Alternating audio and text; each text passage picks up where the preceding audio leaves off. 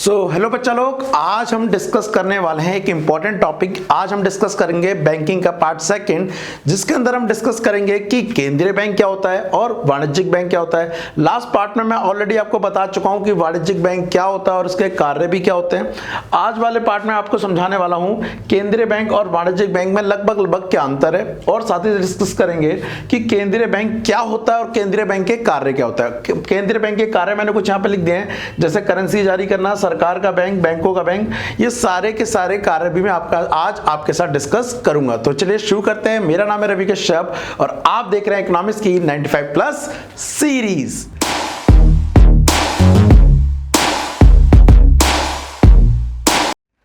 तो बच्चा लोग, जैसा कि आज का टॉपिक है, देखो आज बहुत ही आराम से पढ़ाऊंगा। वैसे मैं थोड़ा सा जल्दी में रहता हूं, लेकिन कोशिश करूंगा कि थोड़ा सा डिटेल में डिस्कस करूं और आराम से बोलूं, मैं बढ़ जाए जल्दी बोलने के। तो अगर आज की वीडियो मुझे बताना कि ये वाली ठीक है या मैंने जो पिछला पार्ट बनाया है वो वाला ठीक है। एक होता है कि स्पीड में पढ़ाओ, वो आप पे मैच करता है, आप पे जज करता है, या कह लो आप पे सटीक बैठता है, या फिर धीरे धीरे पढ़ाना आप पे सटीक बैठेगा। ठीक है, चलो सबसे पहले मैं बता रहा था केंद्रीय बैंक के बारे में। तो केंद्रीय बैंक से पहले मैं जाता हूं वाणिज्यिक बैंक में कि वाणिज्यिक बैंक क्या होता है। वाणिज्यिक बैंकों को अगर मैं इंग्लिश में बोलूं ना तो पता क्या बोलते हैं? कमर्शियल बैंक बोलते हैं।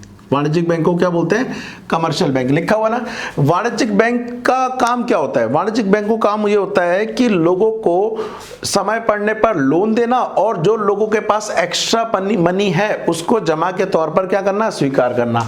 तो कमर्शियल बैंक या वाणिज्यिक बैंकों के एग्जाम्पल कौन से हैं जी? SBI इसका एक एग्जाम्पल है, बैंक ऑफ बड़ौदा इसका एक एग्जाम्पल है, HDFC बैंक इसका एक एग्जाम्पल है। ऐसे बहुत सारे बैंक आ सकते हैं। इसके अंदर सभी सरकारी, साथ ही साथ सभी प्राइवेट बैंक भी आ जाते हैं। अब इनका काम जो है ना, इनका वाणिज्यिक बैंकों का लिख देता हूं वाणिज्यिक बैंक, नहीं तो आप कहेंगे कि मेरे को समझ नहीं आया। जो वाणिज्यिक बैंकों का लेन देन है ना, वो सीधा का सीधा सा लेन देन होता है। किससे? जनता से। इसका जो ट्रांजैक्शन का काम होता है वो किससे होता है? सीधे जनता से। लेकिन जो हमारा केंद्रीय बैंक होता है वो जनता से डायरेक्टली कोई कांटेक्ट नहीं करता। एक टेबल बना के समझाता हूं, समझना जरा। हमारे देश का केंद्रीय बैंक, देश का केंद्रीय बैंक की बात कर रहा हूं मैं, ठीक है। तो हमारे देश का जो केंद्रीय बैंक है वो है RBI, याद रखना। इसके नीचे आते हैं जितने भी होते हैं वो कौन से आते हैं? वाणिज्यिक बैंक आते हैं, कमर्शियल बैंक, वाणिज्यिक बैंक, ठीक है।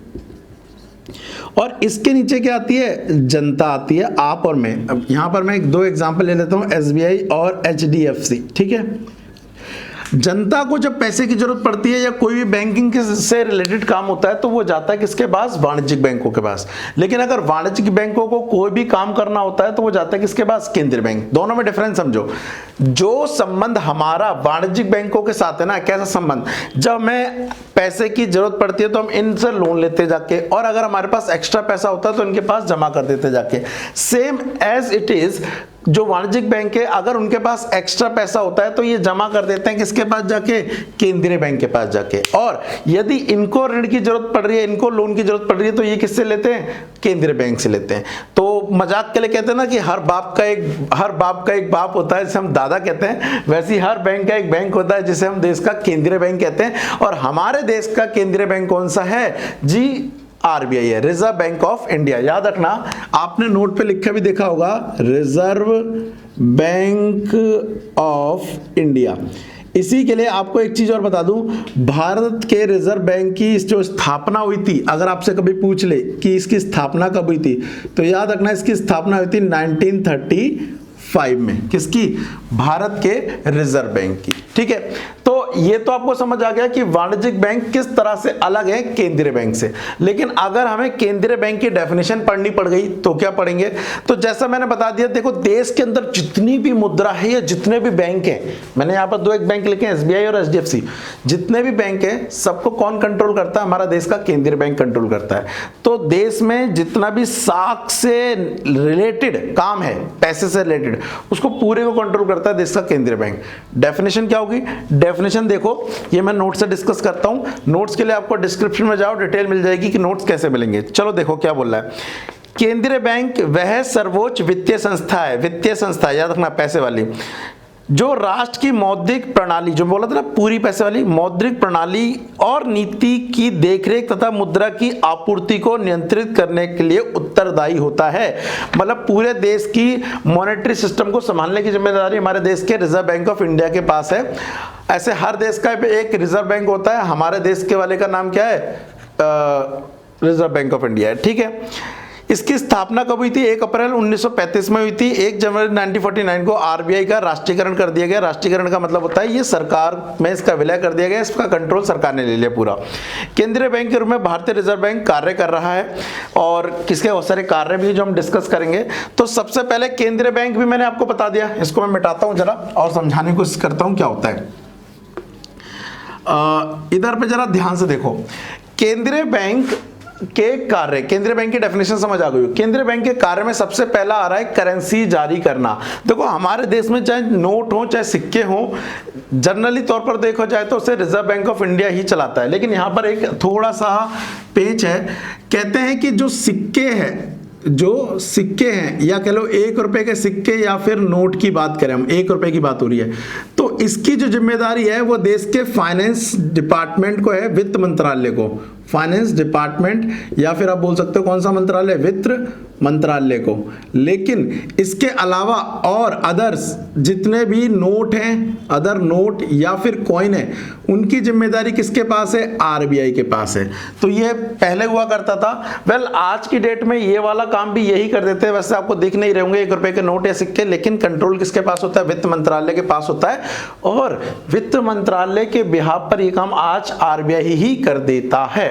अब आती है पॉइंट ये कि करेंसी जारी करे चाहे ये करे चाहे ये करे, लेकिन दोनों का अधिकार या कह लो आज के टाइम में जो क्या state bank of India note जारी कर सकता है? नहीं। क्या एचडीएफसी बैंक देश का सबसे बड़ा प्राइवेट बैंक है, क्या ये नोट जारी कर सकता है? नहीं। तो आप इसे करेंसी जारी करना या फिर नोट जारी करने की एकमात्र संस्था भी बोल सकते हैं, ठीक है।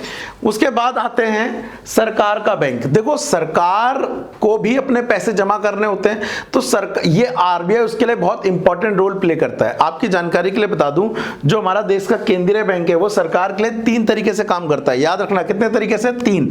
सबसे पहले एज बैंकर काम करता है। एज बैंकर का मतलब क्या होता है? देखो जैसे जनता इनके पास जाती है ना, किनके पास? वाणिज्यिक बैंकों के पास, अपने पैसे जमा करने और इनसे क्या लेने? लोन लेने।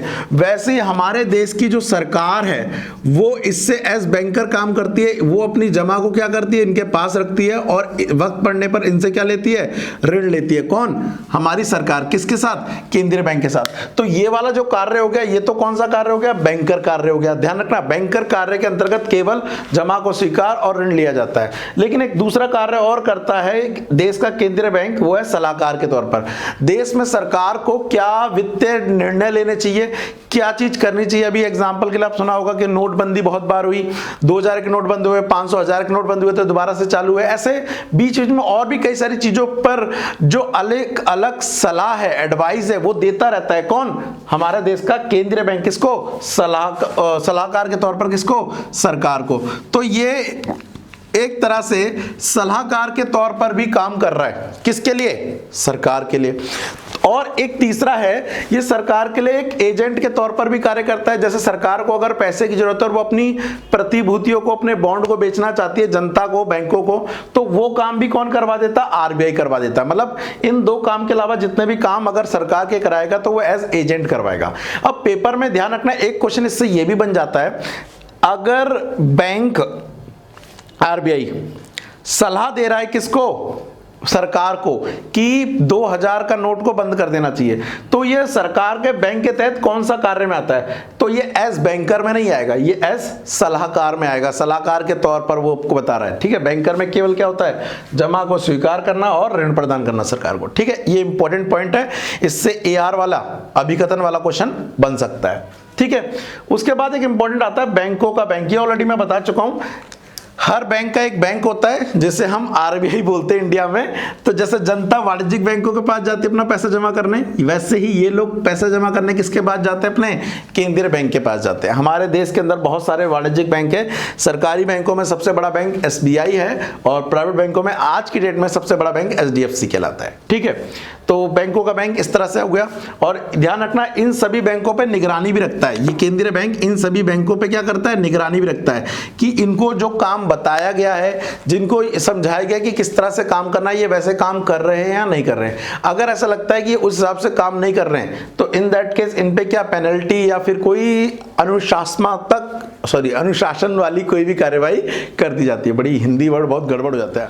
तो अनुशासन तोड़ने पर जितनी भी अगर पेनल्टी है तो वो भरते हैं कौन? वाणिज्यिक बैंक भरेंगे। और ये अनुशासन कार्यवाही कौन करेगा? देश का केंद्रीय बैंक करेगा। क्लियर है?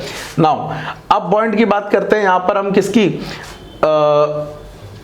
विदेशी मुद्रा का संरक्षक। ध्यान रखना, हम जब विदेशों से इंपोर्ट करते हैं, एक्सपोर्ट करते हैं, तो हम डॉलर कमाते हैं, हम रूबल कमाते हैं, हम येन कमाते हैं, मतलब हम देश की विभिन्न करेंसी को कमाते हैं।